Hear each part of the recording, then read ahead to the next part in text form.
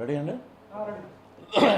విచ్చేసిన మా పాత్రికేయ మిత్రులందరికీ, ఎలక్ట్రానిక్ మీడియా వారికి అందరికీ పేరు పేరున కృతజ్ఞతలు తెలియజేసుకుంటున్నాం.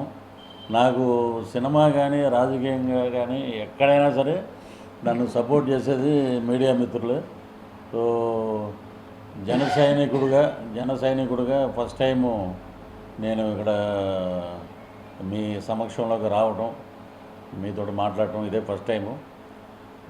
మేము విజయం సాధించాలి ఎట్టి పరిస్థితులు. ఎందుకంటే నాకు ఆంధ్ర యూనివర్సిటీలో ఎంఏ చేశాను నేను.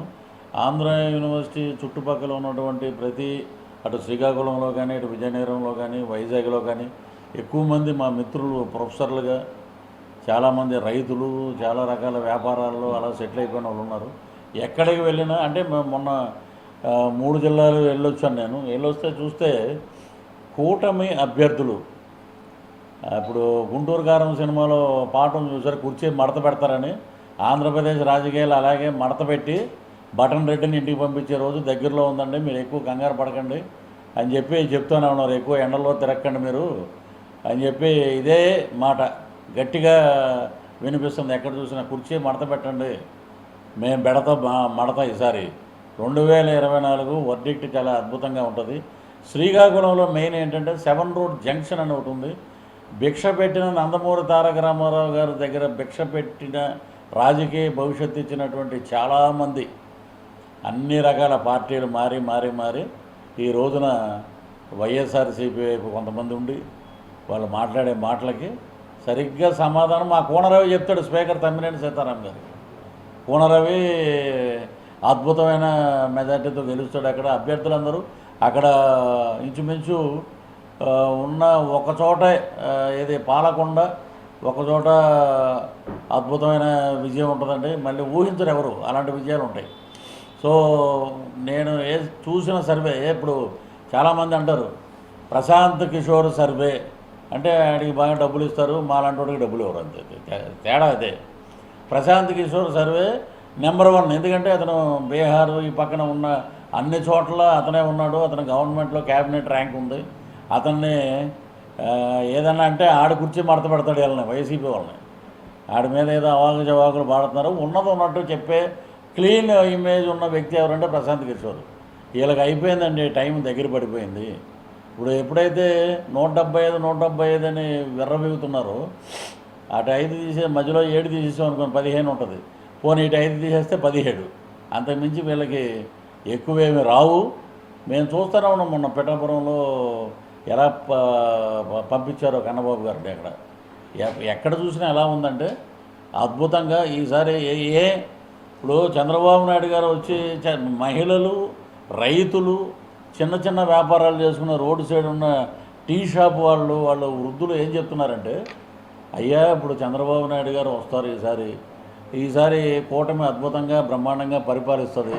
పవన్ కళ్యాణ్ గారు పేదవాడి పక్కన పవన్ కళ్యాణ్ గారు ఒక ఆశా కిరణంలాగా ఉన్నారు మా అందరికీ. కాబట్టి తీర్పు అద్భుతంగా ఉంటుంది. దగ్గరుండి పనిచేస్తాడు పవన్ కళ్యాణ్ గారు మంత్రులందరినీ. సో మాకు అద్భుతం, ఇంతకన్నా ఇలాంటి టైం మళ్ళీ రాదు మాకు. మేము ఒకటే చెప్తున్నాం, మేము ఏదో డబ్బులు ఇచ్చేస్తున్నాడు, పథకాలు ఇచ్చేస్తున్నాడు ఒకటే అన్నాడు. మొన్న నేను అక్కడి నుంచి వస్తున్నాను, నిన్న వచ్చాను నేను. బటన్ నొక్కితే మరి పడిపోవాలి కదా, వాళ్ళకి పెన్షన్లు అవి పడిపోవాలి కదా. పవన్ కళ్యాణ్ గారు ఇచ్చిన పిలుపు చాలా అద్భుతంగా పనిచేసింది. ఈ రాష్ట్రంలో జన సైనికులందరూ నిస్వార్థకంగా మీరు ఇంటికి వెళ్ళి, బళ్ళుంటే బళ్ళు, కార్లు ఉంటే కార్లు వెళ్ళి ఆ వృద్ధుల్ని, రైతుల్ని, వాళ్ళని అందరం తీసుకెళ్ళి అక్కడెక్కడో ఆఫీసులో పింఛన్లు ఇస్తున్నారంటే వాళ్ళకి మీరు సహకరించండి అని చెప్పిన ఏకైక వ్యక్తి రాష్ట్రంలో. కద్దర బట్టలు వేసుకున్నా కూడా ఆ కద్దర రాజకీయం ఒంటికి అంటించుకున్నటువంటి వ్యక్తి మా పవర్ స్టార్ పవన్ కళ్యాణ్ గారు. అలాగే ఇక్కడ విజన్ ఉన్న వ్యక్తి చంద్రబాబు నాయుడు గారు వస్తే రేపు 3 ఏళ్ళు కష్టపడాలండి అన్నారు. ఏంటని అడిగా నేను. వీడు చేసిన అప్పులండి అలా ఉన్నాయండి. ఇవన్నీ 3 ఏళ్ళు అందరం కష్టపడితే రాష్ట్రం సుభిక్షంగా ఉంటుంది, సంక్షేమంగా ఉంటుంది, అద్భుతంగా ఉంటుందని చెప్పడం జరిగింది. సో నేను వచ్చాను, అమ్మవారి పూజలు అవి చేసుకుని మేము అప్పుడులో ఒక పాట పాడాం. ఇప్పుడు ఏబిఎన్ మా రాధాకృష్ణ గారికి చెప్పాను నేను, ఇప్పుడు కొండంత అన్న ఉండాలి, లేకపోతే కొండలంటే అన్న ఉండాలి. నాకు ఎవడూ లేడండి వెనకాల. జల్లికట్టు ఎద్దులాగా ముందుకు పరిగెట్టాం. లాగి ఒకటి సాసిపెట్టి కొట్టారు, కింద పడ్డాం. అంటే ఏరు దాటేదాకా ఒక లెక్క, ఏరు దాటాక ఒక లెక్క. సరే, ఇప్పుడు పృథ్వీరాజ్ మాట్లాడిందే మీడియా మిత్రులు చెప్తున్నాం మరొకసారి, పృథ్వీరాజ్ మాట్లాడిందే కరెక్టు. ఆయన ఉన్నాడు కదా, ఇప్పుడు నేను మొన్న శ్యాంబాబు అనే క్యారెక్టర్ వేస్తే దాన్ని పట్టుకుని ఏడ్చాడు. ఆ, ఆయనకి ఎందుకు ఇచ్చారో తెలియదు, వ్యవసాయ శాఖ.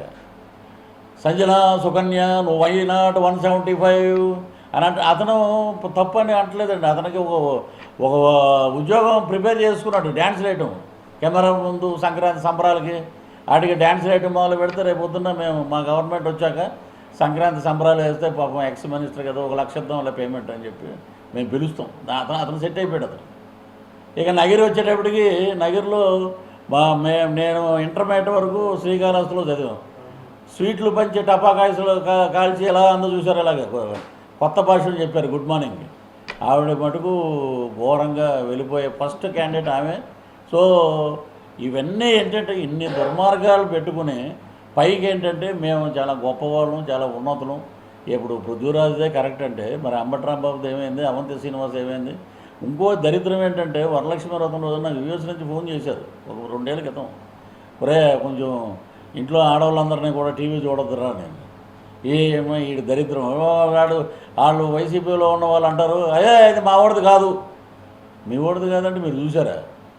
ఇలాంటి నీచమైన ధోరణిలో ఉన్నటువంటి వాళ్ళు ఎందుకు రోజా గారు రెచ్చిపోయి మాట్లాడేసి ఒక దరిద్రుడు జైలుకి వెళ్తే ఇంకో దరిద్రుడు సపోర్ట్ చేశాడు అని ఇలాంటి మాటలు మాట్లాడారు. దీనికి అన్ని మూల్యం చెల్లించుకున్న రోజు దగ్గరలో ఉంది. ఏదైనా మాట్లాడితే పోనీ మీ జిల్లాలో ఉన్న పెద్దిరెడ్డి రామచంద్రారెడ్డి ఎందుకు మాట్లాడలే? మీ జిల్లాలో ఉన్న ఎంతమంది మహిళా ఎమ్మెల్యేలు ఉన్నారు, వీళ్ళు ఎందుకు మాట్లాడలే? మీరు ఏంటి అనేది అందరికీ తెలుసు. కాబట్టి నోరు ఉంది కదా అని ఎలా పడితే అలా పడేసుకోకండి. తీర్పు అద్భుతంగా ఉంటుంది. సంక్షేమ బాటలో కూటమి సంక్షేమ బాటలో అద్భుతంగా ప్రయాణిస్తుంది. అద్భుతమైన మేనిఫెస్టో వాటిని తీసుకెళ్ళటానికి ముఖ్యంగా నేను వచ్చిన కార్యక్రమం ఏంటంటే ఒక స్ట్రీట్ ప్లే ఒకటి చేస్తున్నాం మొత్తం. మా హీరో మా మేనల్లుడు ఒక సినిమా చేశాడు, రెండో సినిమా హీరోగా చేస్తున్నాడు. మేము కూడా సినిమాలు ఆపేసాం మొత్తం. ఈ ప్రచారంలోనే ఉన్నాం. అద్భుతమైన ఇప్పుడు రాముడు బ్రహ్మాండంగా రామరాజ్యం వచ్చేసాక మేమందరం హాయిగా ఇంట్లో కూర్చోవచ్చు, హాయిగా మా పనులు మేము చేసుకుంటాం. కాబట్టి అనేది అంటే స్ట్రీట్ ప్లేలో వీళ్ళు చేసినవి ఏంటి, వీళ్ళ భాగవతాలు ఏంటి, దాంట్లో మా వీర మహిళలు ఉంటారు, కార్యకర్తలు ఉంటారు. ఇప్పుడు మేము మంగళగిరిలో చేస్తే తెలుగుదేశం మా కూటమే కాబట్టి తెలుగుదేశంలో ఉన్న మహిళలను కూడా తీసుకుంటాం. అక్కడ స్ట్రీట్ ప్లే ఎండగడితే ఎలా ఉంటుందంటే ఇమీడియట్గా వెళ్ళి ఓటు వేయాలనే విధంగా తయారు చేస్తున్నాం. ఇంకొక 4 రోజుల్లో అది ఫైనల్ అయిపోతుందండి.